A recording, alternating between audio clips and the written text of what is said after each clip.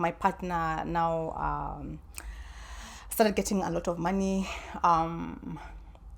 and he became a different person. Like he just became a very very different person. I was compared to everybody else. Family, you and family are the same.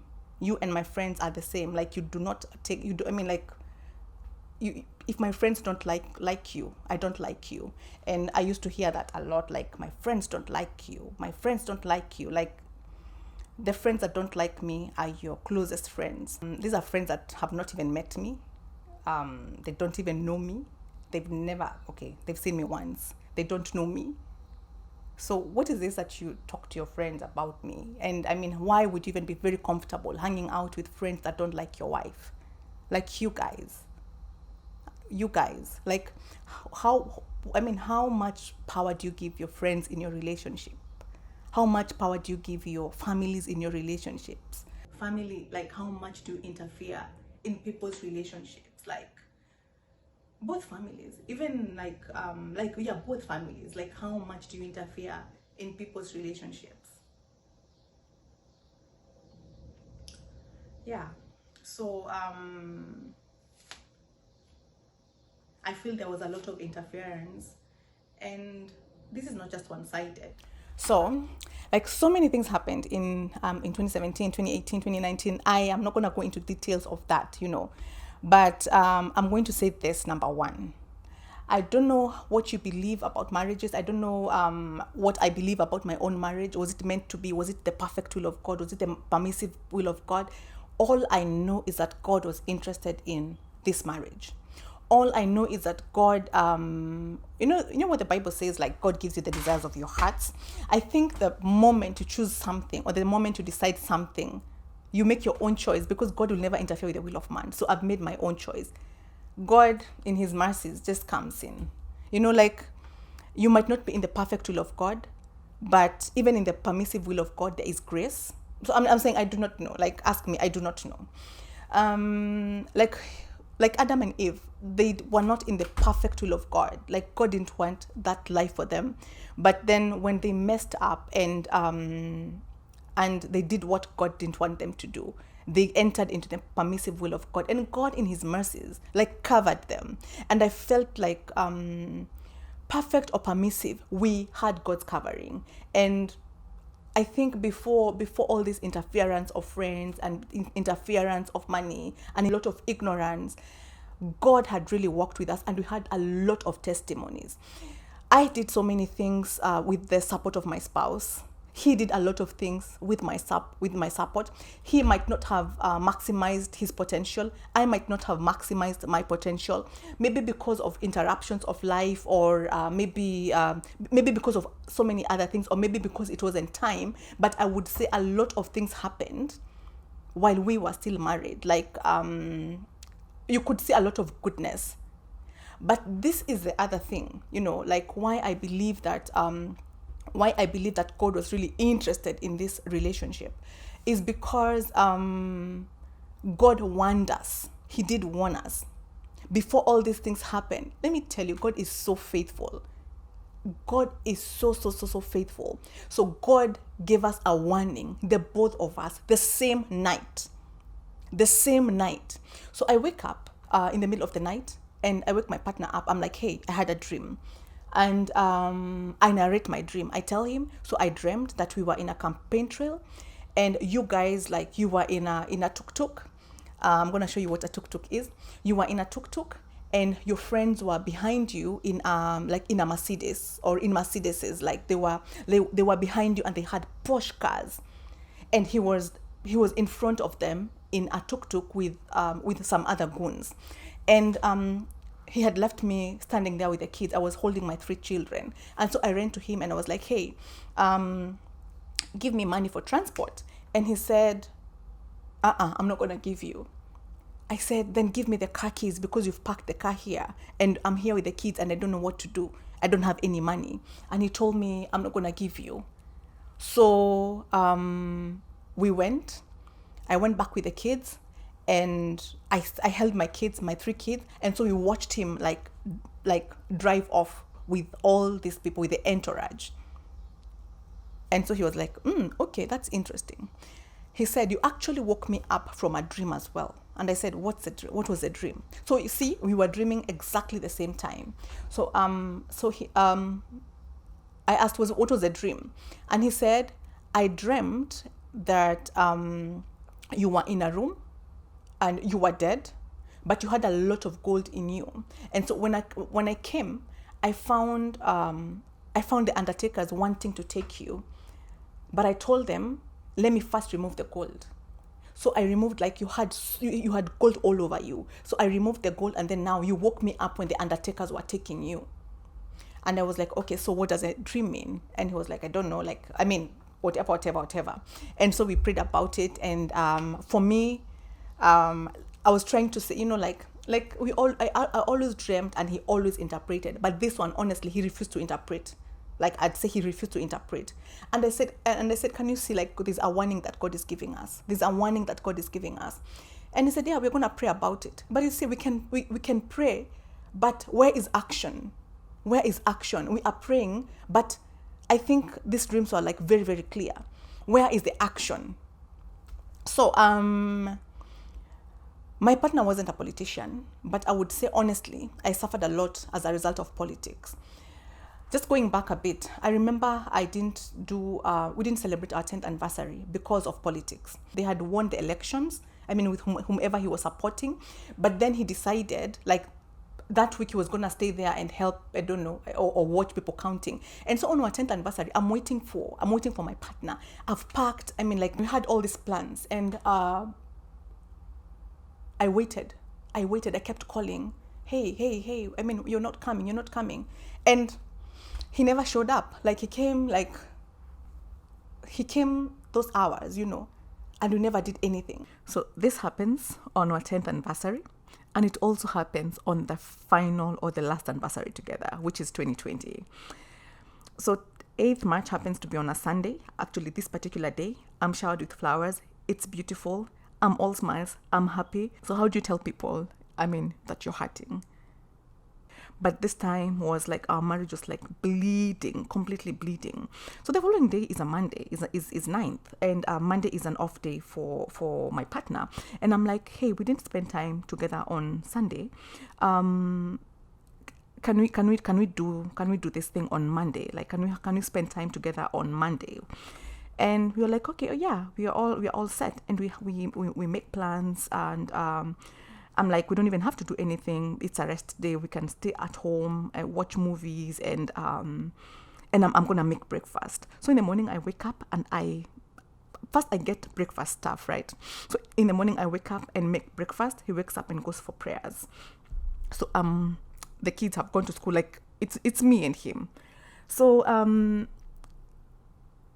I make breakfast and I'm waiting for him. Okay, 7:30, 8, 9. I'm like, hey, you've taken so long. Where are you? And he tells me, oh, I decided to go to, I met with so-and-so, and we decided to go and do this and this in CPD. I'm taking him to do this. And I'm like, we had plans.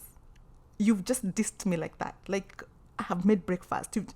And as usual, when it's uncomfortable, he disconnects the phone. And he comes in the evening, not apologetic, nothing. And that is how we spent our last anniversary together. And I cannot count for you the many times that that we suffered because of him not being able to, to balance between me and like whatever else he was doing.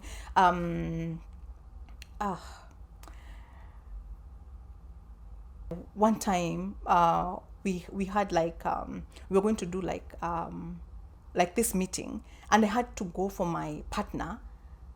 I had to get him out of politics. He decided we had this meeting, but he decided this was more important to me. Like, honestly, like what God had showed us. So many things. I'm sick. I had acid reflux. So I wake up this day and I'm like, hey, I almost choked at night. I had this thing for a long time. This is actually 2019. I had had this thing for a long time, but this day I wake up and I'm like, hey, I didn't sleep last night. I choked. I literally choked. And I tell him, now I need you to help me. Like, please take me to hospital. Because I had gone like 2 times before. And I was like, I now need to go and do some serious tests. And I was so afraid because when you feel like you have a lump, the first thing you think is just the worst. So he tells me, okay, I'm gonna take you. I'm gonna we're gonna go after church. So after church he comes and he tells me, okay, I'm giving you 1 hour because I've been called. There's a meeting I didn't know that was there, and I have to attend this meeting. And I'm like, you can't give me 1 hour because I'm not treating myself. You know what happens at this hospital. I mean, you're gonna go and it's gonna take more than an hour. He tells me I am giving you 1 hour, and it's a political meeting, I'd say. So I mean, when God was showing us that like this is gonna affect your relationship, God knew exactly what He was doing, and God knew exactly how this was going to be. Like, I hope He can see that. I just hope He can realize like how like God had warned us, and God knew that this was gonna happen, and that we just did not heed. So if you ask me, like, God knew and God had seen it, and God was trying to warn us. Like, we're gonna have interference, like political interference. We're gonna have maybe we're gonna have money interfere in our relationship, and this is going to kill this relationship. Like, that is what God had said clearly to both of us, like on the same night. So my partner continues, and oh my God, I cannot even give details of 2017, and I can't give details of 2018 and 2019, but I'll say this. I used to quote, the blessings of God maketh rich and addeth no sorrow. But when this money started coming into the family, oh my God, it came with tears and pain and sorrow and madness. And my partner just became a person I have never seen. My partner just became a person I had not known before. It was like a mask was like ripped off his face, and I saw a person I had never seen. This is the time he started insulting me. This is the time he started becoming very arrogant. This is the time he started like telling me things that he had never told me before. And I remember one of these times I was going to UK.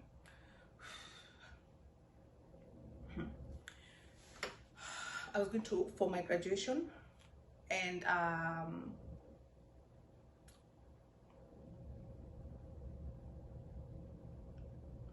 was working on my laptop because I was gonna speak somewhere. And I remember he woke up and switched off the light. Then I switched it on. Because I was working. That's why we always worked. We had a working table in our bedroom, and that's where I had written my books from. That's where I had done a lot of things that I had done from. And so he wakes up, switches off the light. Then I'm like, hey, I switch it on, and I continue. He did that like 3 times, and the 4th time I just had like a heavy slap, like. And he told me, my friends told me that you're going to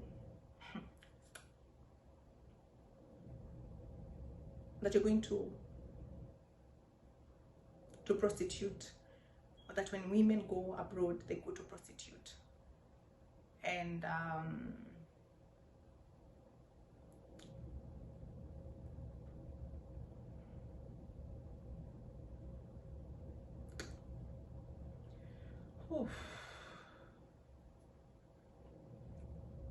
like, these are the people you're hanging out with. These are the people that are speaking into your relationship.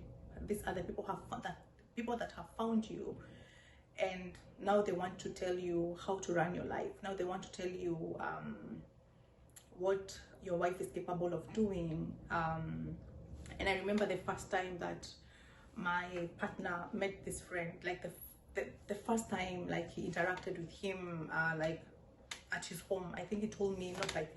He came and told me like, this person is a very nice person, but he treats the wife like trash. And within no time I had become more than trash. If there's anything that is more than trash, I became more than trash. And long and short of it, now this is where my nomadic life began again, and this is now where you hear me saying, I mean, I talked to so many people. See, we had settled for a long time, but now here, oh my God, I went to 100 pastors. Like, I kept talking to people.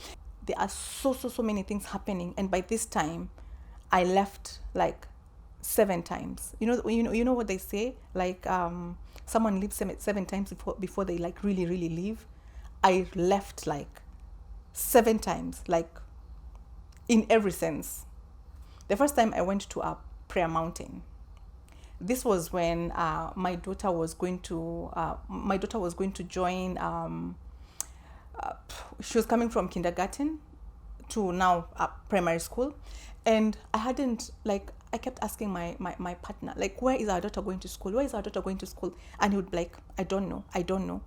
Then I hear him talking to his friend, now with these new friends, and discussing like about my daughter and the school she's gonna go to, and that like really offended me. But that came after I had tried to be involved in my daughter's. Now this time there's a lot of money. And this time I have lost my partner. So it had come after my eldest daughter was like trying to pick her high schools, like how we do it in Kenya. You have to do selections for high school. So I remember this time my daughter came with the papers, and so like they were seated at the dining and going through the papers. So I take a seat and I sit close and I want to like participate. And my partner tells me, this doesn't concern you. And I'm like, huh? I thought it concerns me. He says, you're not the one paying. No, he says like, are you the one paying school fees? And now again I was communicating like, you cannot continue doing this. So this is the first time now after I hear this conversation with my daughter, like, oh, we're gonna go tomorrow my daughter is gonna go to this school. He doesn't tell me, he tells his friend, and I hear from the phone conversation. And so I know the following day my daughter is going to join this school, which I kept asking, and he'll tell me, I haven't thought about it, like the same thing that used to happen. So I wake up in the morning and I go with him just for the sake of my daughter. Like, I don't want my daughter to go and do the interview alone. I mean, I wouldn't be that mad that I will take it out on the child. But that day I carry my suitcase. Oh my God, you guys, tell me, what should I have done? What should I have been doing in these times? I don't know if I said that between this time I had fasted for 40 days. Like before I moved the first time, like between 2017 and 2019, I had fasted there's a time I fasted for 40 days, like 40 days. I fasted crazy. I fasted going to CBD. I fasted putting on any sort of makeup, like for 40 days. I fasted like the traditional way, praying for my marriage, praying for things to change. So before I started like making these moves, like just becoming nomadic, I had like fasted for 40 days, and I had like really sought God. I used to pray a lot. Like there's nothing I did not do.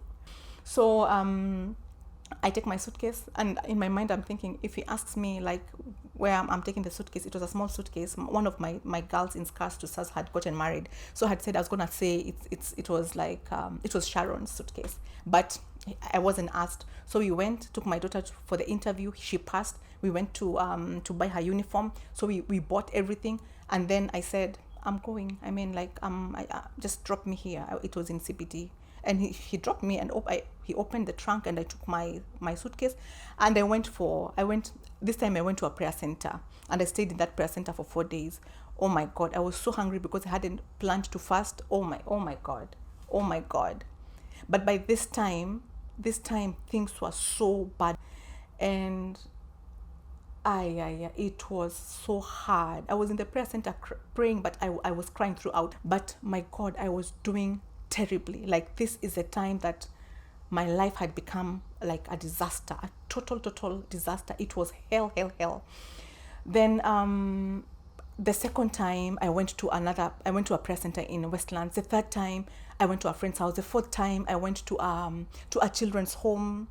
My late friend Shiro's children's home. I stayed there for like it was because my partner used to tell me, if you cannot keep up with the rules in this house, you have to go. leave. If you cannot keep up with the rules, you have to leave. Like, rules had changed in the house. Like, never call me when I'm with my friends. If you want to talk to me, text me. And so many things had changed. Like, I used to know where you are. We used to do everything together. It might sound like it was like hell, but I think we were still doing, like, I keep saying ideally well, but now you've changed everything. Don't call me when I'm with my friends. Never call me. If you need anything, text me. Times like you're coming home at 11:30, I can't sleep. 12, like his times for coming home like changed, and nobody knew what I was going through in the house. Like, I was going through hell. I was going through like so much. Yeah, so like, oh my God, so things are happening, like so many things are happening. But for me, it was the treatment I used to get, like these nights that my partner would come late. I don't know. I cannot explain. I will never understand why he used to be like so arrogant whenever he comes. I remember this time he comes in, and that time I never used to sleep. Like, when he's outside, I should have slept. Like, I don't know who was my mentor. I should have been sleeping nicely. But I was in love, and I do not want. My mind is outside, yo. So I was seated on the floor. We didn't have seats, so I'm seated, and I'm waiting for him to come. Then he comes, and he walks into the house.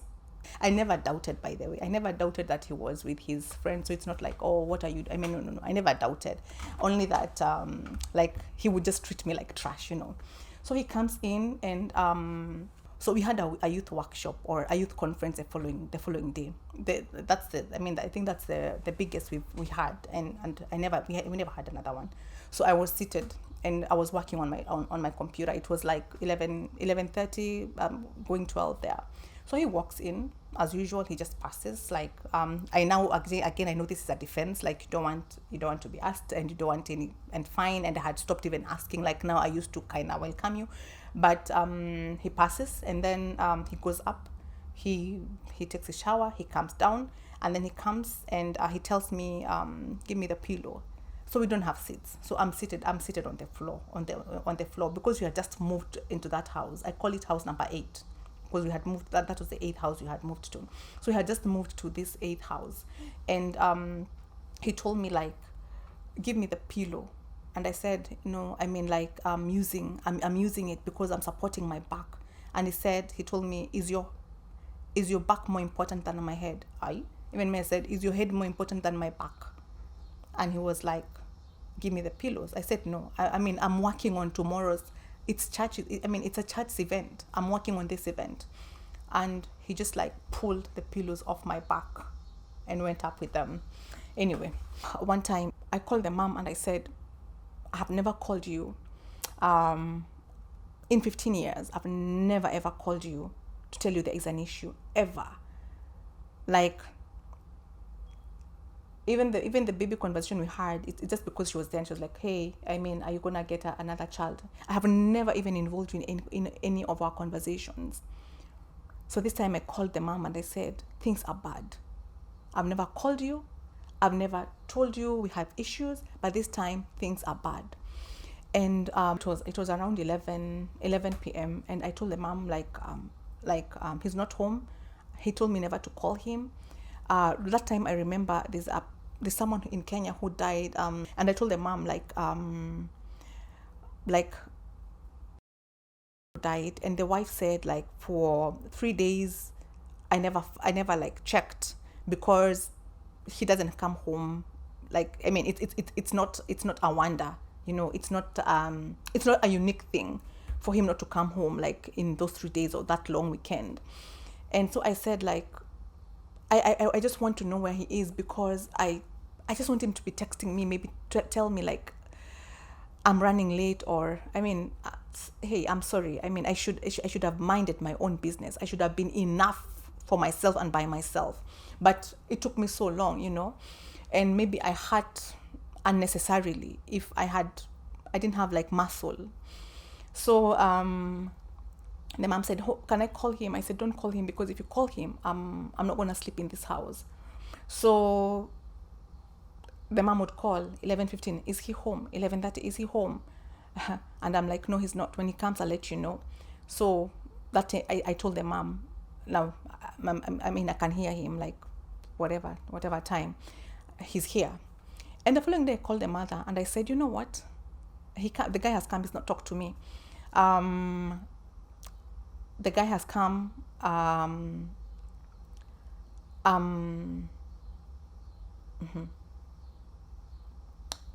Yeah.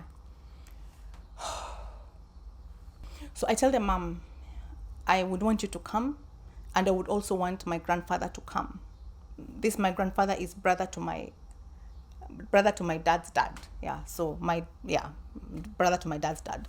So I was like, I would want my grandfather to come, and I would also like want you to come, because I mean, I cannot take this anymore. So this thing has happened for a whole year.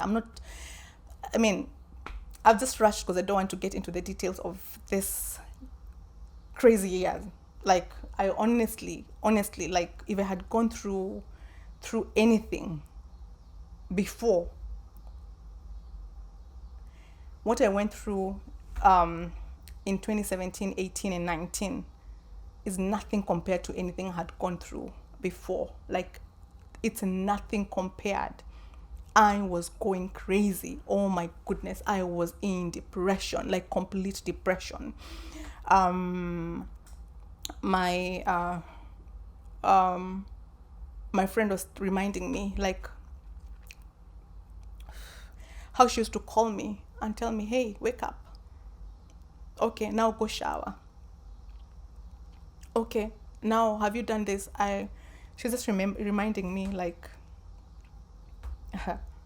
how depressed I was, and I just remembered how my friends lifted me up, like, and I really thank you so much, like, and you don't need many friends. I keep saying that you don't need many friends. You just need 2 friends, 3 friends who can lift you up. So I said, I'm gonna call my grandfather, and I would want you to also come, so that we can, like, resolve this, because I mean, I do not know what to do. I don't know where this is gonna head to. And she said that's fine. And I told my grandfather, like, hey, Uka, I've never called you all my life. I've never told you I've never told you I have an issue, but my life is terrible. Things at home are bad. Things at home are very, very, very bad. The level of harassment, the level of everything was just bad. Everything was just bad. I don't even want to go to church, but oh my God, everything was just terrible. And so my grandfather said, okay, I'm gonna come. Then I told my partner, I asked my grandfather to come, and I also asked your mom to come, and he said my mom is not coming. And I talked to the mom, and the mom told me I was told not to come. And so I told my grandfather, it's okay, you don't have to come because the mom is not coming. And he also told me, my partner also told me, and I'm not going to talk to your grandfather. And I said, that's fine then. Then I told my grandfather, okay, he said he won't talk to you. And my grandfather said, no, I'll come in. He'll talk. I said, no, if he says he won't talk to you, okay, he won't talk to you. So after a while, my Kuka kept calling, he kept calling, hey, how are you? What's up? How are things? And this time things were so bad. Let me tell you, I'm just going to give you like one thing that, like, I'll never forget, So I'd come with him from my sister's place, and my sister was arranging her stuff, and I found my mom's and dad's picture, like the couple picture, a framed photo of my parents, and the portrait, So I carried it from my sister's house, and it was late at night, so we walked into our house, and I just put that picture on the wall. Ooh. And we went, and it was night, like really late at night, so we went, slept, and then in the morning we came downstairs and had breakfast.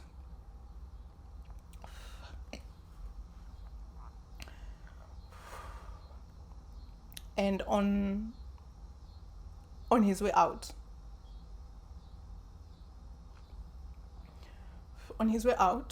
he removed that picture and he tossed it. And I was like, hey, I mean, what are you doing? And I said, okay, fine, I know. And even now I'm saying, I know this is not my parents' house. But I mean, we came last night and I didn't know, I hadn't like found a place to put it. And I mean, like, there's also a better way of telling me, you know, like, remove this picture from here. And he just walked out. And that thing has hurt me for a long time. I mean, like, I honestly think it's just like, I don't know if he would have done that earlier. I don't know, like, he just became a different person. Like, the level of pride, the level of arrogance, I mean, everything was just like, it was so different. It was so different. So yeah, so my grandfather kept calling, and I just like told my grandfather off. Then one day my grandfather told me, you know what, I'm coming. By fire, by force, I have to come. I cannot, I mean, I'm not comfortable. I just want to come and find out what's happening. And so I told him my grandfather has insisted and he wants to come. And he said, I'm not seeing him. And I said, okay, I've told him, but he said, and I even told my grandfather, he said this. And my grandfather said, I'm just coming. So my grandfather came with my sister. Then I called him, like, from where I was staying to his workplace was like maybe less than 10 minutes, like maybe 5 minutes. And he's driving. So it's 5 minutes, say. So I call him and I'm like, hey, my grandpa is here. And he doesn't come, like, he comes maybe after an hour. And he walks in and he says, hi. This is my grandfather has come from Kenyans, no, Moranga. He's come from like up country, you know, maybe I don't know whether it's 2 hours or whatever, maybe 2 hours to get to our home. So he just comes in and like passes behind the seat and says hi. No handshake, I mean, no. And then my grandfather stands up and shakes his hand and he's like, hi, hey, how are you, da, da, da. And he goes up. Then we sit and wait. He's not coming. He said he's not coming. So we stayed for a long time. And my grandfather said, hey, tell him I'm leaving. And so I go up and I tell him, hey, Uka says he wants to leave. And he wanted us to talk. So he comes down and my grandfather says, hey, I had come with talk, but now I want to leave. Like, and he says, okay. And he doesn't even, he says like, okay. And he goes upstairs. My grandfather is so shocked. So as you're going out, my grandfather said,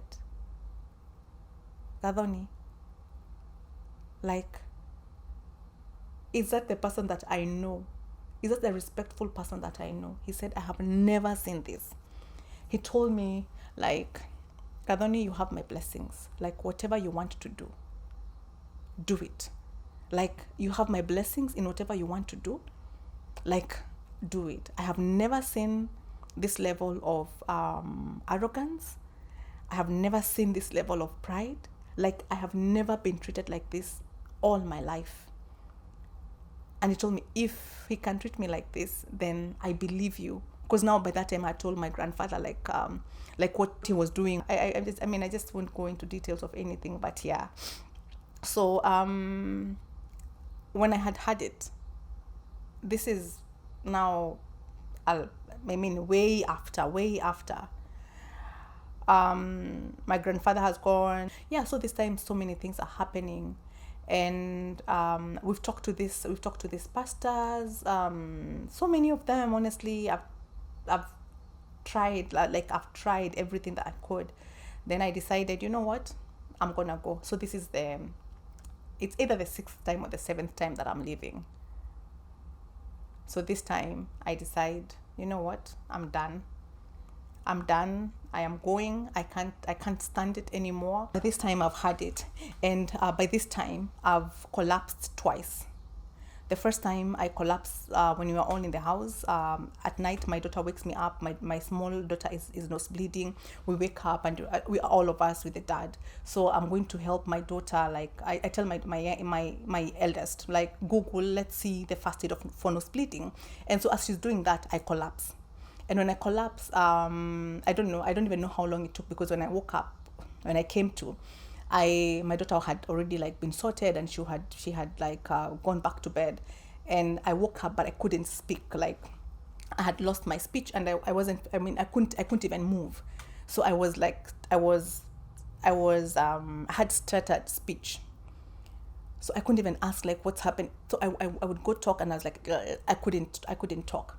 Then I tried to like force myself. And eventually I was able to, like say something. And I told my daughter to go to bed. I just told my daughter, bring me the laptop. And then I told her to put for me prayer. At that time I loved, like, yeah. So she had like some prayers, like early morning.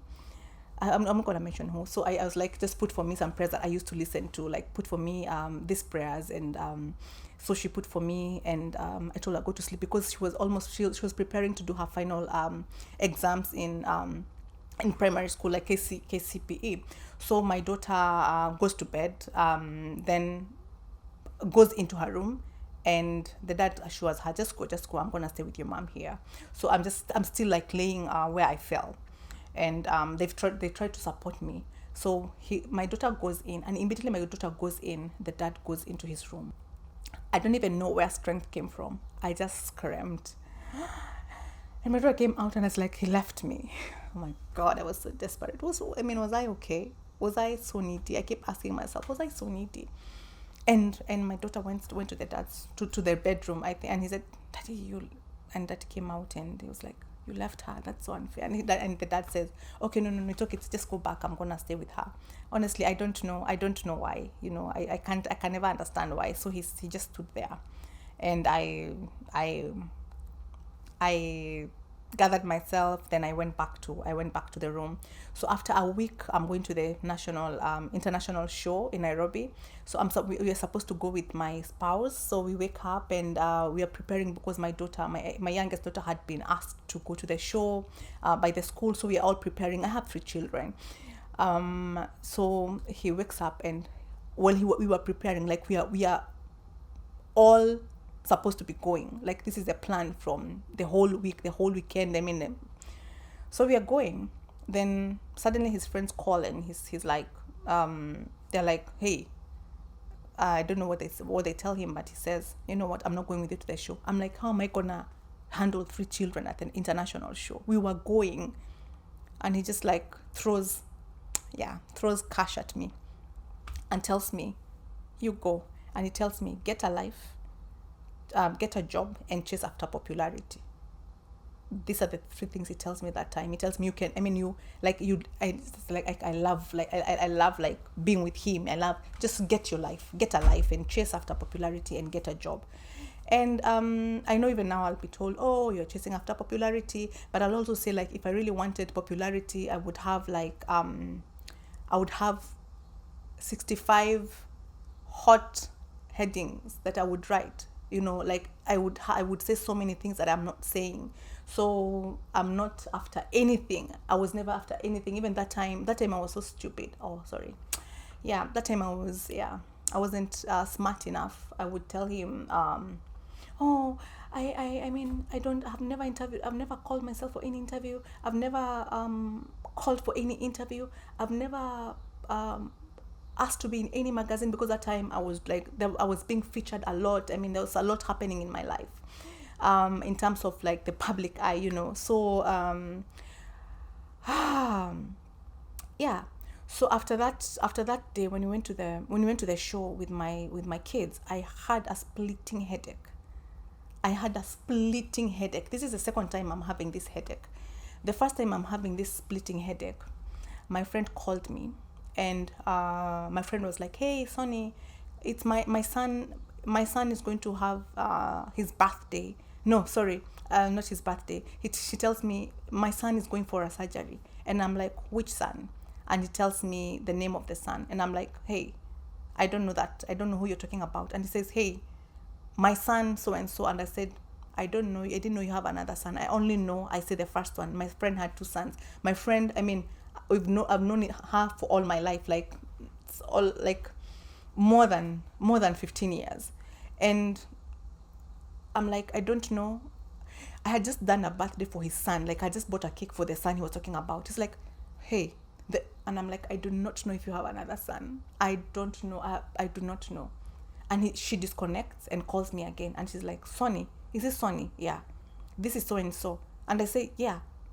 She tells me the same story, and I say, yeah. And I don't know. I mean, I don't know that son of yours. I don't know you have another. I don't know. I don't know you have a son named like this. And my friend knows it's bad. She calls my best friend, and my best friend calls me. And that time I was like going crazy. I was going crazy. So this time, now this is a week after I had collapsed in the house. So I'm with my daughter, and I'm going to talk to someone at the show, and I'm asking for directions. Then this person says, no, it start to give me directions, but as I'm going to speak to this person again, I lose my speech. I just had this. I don't fall, but my head was splitting. Then I just lose my I lose my speech again. And my daughter pulls me aside, and she's like, the thing that happened to you the other night has happened, mommy. And she starts crying. And I'm like, yeah, I'm so stressed. And that time I just start, I'm so stressed. Long and short of it, that is the day I decide, because my daughter is like, what I mean, I know, I hear you crying all the time, and I can tell you're very stressed. And that also stresses me a lot. And I said, mommy, I would love to leave, but I would love to go because I am losing my mind, but I cannot go because you're about to do your exams. And she tells me, mommy, honestly, I'm always afraid. Anytime I hear you wake up at night, anytime I hear you cry, I'm afraid of what might happen. I'm afraid. I mean, my daughter has seen a lot of things, and I mean, there are things that I said that she has remembered, or she remembers, and she was like, I'm afraid of this and this and this. And she assures me, she tells me, mommy, if you stay here, I won't pass. But if you leave, I promise you I'm going to do well, because I'm going to be comfortable, and I'll feel safe. And that conversation with my daughter liberated me. So when I went home, the following day, I told my partner, I'm gonna leave. And he said, okay, when are you leaving? Because I go that Saturday, and then the following Sunday I go look for a house. And I tell him, because the show was Saturday, so Sunday I tell him, and I told him I found a house, I have the keys, and I'm gonna leave. Because it was like in agreement, because he used to tell me, if you cannot keep up with the rules, just leave. And honestly, I couldn't keep up with those rules. They were very new rules to me. I could not keep up with them. So not just new rules, but the insults, this time, like, I don't know why my partner had started insulting me a lot, like really a lot. Yeah, so it was so much. It was too much. So he told me, okay, yeah, nice. If you leave, what time are you leaving? I say, I don't know what time, but yeah, I don't know. He tells me, okay, I'm asking that because once you leave, I'll go and buy seats. Then I'm like, okay, can I help you buy seats before I leave? Long and short of it, this is crazy, right? We go buy seats together, because I'm thinking, I'm not leaving because I really want to leave. I'm leaving because I want to see. This time I'm going to my own house. I want to see if it's going to make you see that I can actually make it on my own, and just for you to see that this is serious and we need to resolve and solve things. So I go to my own house. So we go buy seats, and I'm picking seats, thinking this is my house still. I'm gonna come back. This guy is gonna come for me. Yeah, I mean, say I was like also, what is this called? I was unstable.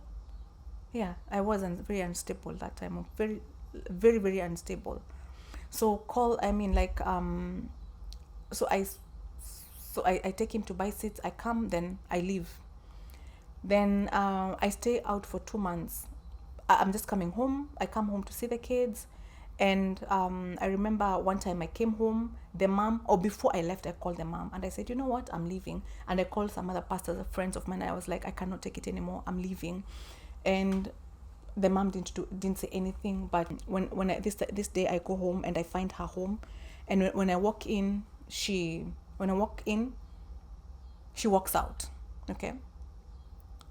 And it's like, the message to me is like, I cannot stand you, you know, and she doesn't talk to me.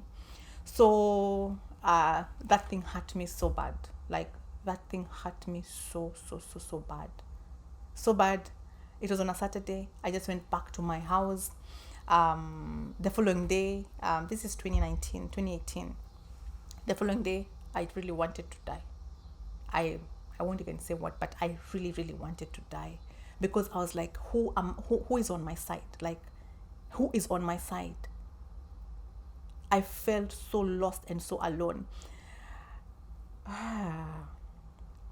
So anyway, when I go home, I'm seeing my kids, but then towards the last days, I go home and my kids are brought at the door for me to say hi to them from the door. So like from the gate, not the door. So they would all come at the gate, and the dad opens the gate and I talk to them through the gate. And that became another heartbreaking thing. But this day when I go, then I said I'm not gonna go in a long time. Then I talk to my kids and they're like, no, come. That's it, you can now come in. So this day I went and I was open for. I got into the house and I say hi. I get in. I say hi to my kids. Long and short of it, when I'm leaving, my son starts crying. He's hysterical. He tells me you have to come back home. And long story. I decide, okay, fine, I'm gonna come back home. And I tell my partner, and actually that day I sleep there. And I tell my partner, you know what, I left so that I stopped crying. I didn't leave for my kids to take my tears or to start crying. So I say I'm gonna come back. So I'll come back, but I'm not coming back for the marriage. I'm coming back for my kids. I'm coming back so that I can stop this. And we agree, when I come back, I'm gonna stay in this room and all that. So the following day, I go and I talk to my sister and a friend, and we go pick my stuff, and I come back home. So when I come back home, I remember even that day when we were picking stuff, like my partner was just seated. We were just like bringing in things, and he was just seated watching the TV. We just flip channels, and we were passing with things, and because the seat is just like the seat that is close to the door. He was just like bent like this. We passed with the things, and he just like scrolls, and he didn't say anything. He didn't talk to me. And so my friends, my sister kept asking, like, oh, hey, has he called you? Has he talked to you? I was like, hey, he hasn't talked to me. They kept asking, has he talked to you? And I was like, he's not gonna talk to me. And he never talked to me. So the following morning, he comes to the room that I'm in, and he has his clothes like in that room. And I'm like, hey, he gets his clothes, and I'm like, hey, are you able to take your clothes so that I can put my clothes there? He gets so angry. He starts throwing my clothes out, and he starts telling me, go back to your home. And from that time, like from the time I went back to that house, he started like kicking me out, telling me, go to your house. Anytime I do something, like, go to your house. This is not your house. When you go to your house, you're gonna do what you want. And it became even worse. Like life became even worse. Like, it became worse than it was. Then later I would find out that just like a few days later, my house girl told me, you know what, you see what your son told you? He told us yesterday that the dad told him to tell you that so that you can come back, because my son told me, if you do not come back, I'm going to, that is so hard to say, I'm gonna kill myself. Yeah. So that's what my son told me. And the dad had told him to tell me that. So when I talk about threats, like, they kept changing color. And even now I said, like, my threats and punishments have always been, it's either a threat or a punishment. If you don't do this, if you do this, I'm not going to support you. I'm not going to support the children. I mean, it keeps changing. It keeps changing. Like, yeah. Honestly, some things are not like easy to say, but honestly, if I don't say them, I'll never find my complete healing, and I'll never deal with this thing exclusively. And since I started talking, then I'd rather just talk and say whatever I need to say, and again, why should I be ashamed? If someone wasn't ashamed doing whatever they did, I mean, why should I even feel ashamed saying what they did? Like, they felt comfortable in doing whatever they did. It's hard, like, it's really hard for me to say that. But my son told me, if you don't come back, I'm gonna kill myself. My son was how old was he? Was maybe 12 years. Was 12 years. And so my house girl told me, he came, your son, like he came up and told us that, like, this is what he's been told. So you're done, because when, by the way, when I was in that other house, when I moved out and I was living alone, he kept calling me to, he would like, he didn't keep calling me. I think he called me like twice. Not to like ask me, hey, can we talk? Hey, I mean, we're gonna work on this. Hey, I'm gonna do things better, or can we decide on how to do things? He would just call me to threaten me, like, hey, I'm gonna do this and this and this and this. And I started saying, it's okay, do it. It's okay, do it. And I think when he saw that wasn't working, now he decided, okay, this is what I'm gonna do, because you're strong enough to issue threats, but you're not strong enough to make up. You're not strong enough to make things work, but you're strong enough to, to issue threats and all that. So I was like, hey, you do whatever you want to do. Then he made my life a living hell when I went back there. And this time, by the time I came back, his friends had also like left. They said, okay, we don't want, from him, they said they don't want to break his marriage, and that's why they left when I left. But then when I came back, and my partner made my life difficult. He made it so difficult. Like, now it became even worse. Like, hey, I'm going to watch TV. He switches off the TV. I mean, he tells me, this is not your TV. I couldn't watch what I wanted. He would switch off the TV on me. He would disturb me. Like, he would not disturb me. He would harass me, like, thoroughly. So I'm sleeping. He would just harass me. He would just harass me thoroughly.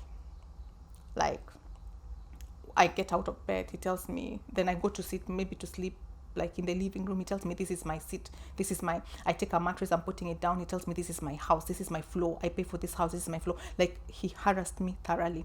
I remember there's a time, like, this is 2019 or 2020, just before I left. It was either towards the end of 2019, because that's the last person that I'm talking to. I went to his friend and I was like, hey, I mean, like, life, this is happening, and this has been happening. And this time I said, like, even the house girls, like, I don't even have control over like I don't have control over anything. Like, oh my God, it was just hard. Hard. So I went to his friend and I told the friend, because I now started, like, when I'm walking, I feel like weak. I feel like I want to collapse. Like, oh my God, it was so hard. It was very, very hard. So this time I felt like I really, really want to die. So I told this friend at church, like, I really want to talk to you. So in the evening, I went to this friend's house, and like, they grew up together. And I talked to him, and he refuses to come. We call him, he refuses to come. He refuses to come. Then I just tell the friend, just compel him to come, like, because I cannot sleep. I'm dying. So he comes and we talk, and actually this is his kind of childhood friend.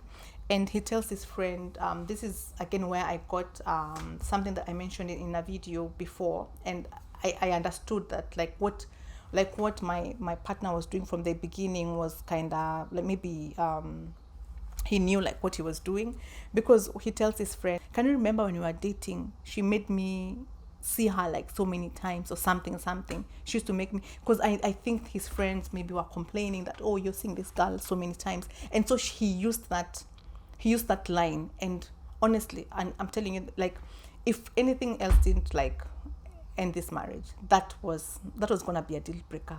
Because anytime I thought about that thing, it used to hurt me.